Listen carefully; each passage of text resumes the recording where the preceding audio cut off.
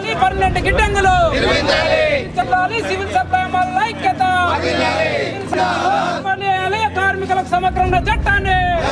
అమలు చేయాలి కార్మికులకు సమగ్రమైన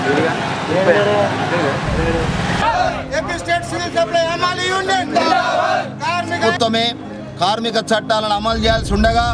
ప్రభుత్వం కార్మిక చట్టాలను ఉల్లంఘన చేస్తూ ఈ కార్మికులకు ఈఎస్ఐ కార్డులు కానీ అదేవిధంగా ప్రావిడెంట్ ఫండ్ అమలు చేస్తూ స్లిప్పులు ఇవ్వకపోవడం, అదేవిధంగా 8 గంటల పని విధానాన్ని అమలు చేయకపోవడం, అన్ని యొక్క అద్దె గోడౌన్లలో ఈ గోడౌన్లు నిర్వహిస్తూ ప్రభుత్వ ఆదాయాన్ని ప్రైవేటు వాళ్లకు దారాదత్తం చేస్తున్నటువంటి పద్ధతి ఈనాడు ఈ యొక్క సివిల్ సప్లై కార్పొరేషన్లో కొనసాగుతుంది. ఈ రాష్ట్రంలో మరి కేంద్ర ప్రభుత్వం రాష్ట్ర ప్రభుత్వం తరపున ప్రజా పంపిణీ పథకం ఏదైతే కొనసాగుతుందో దాన్ని నీరుగార్చేటువంటి పద్ధతి,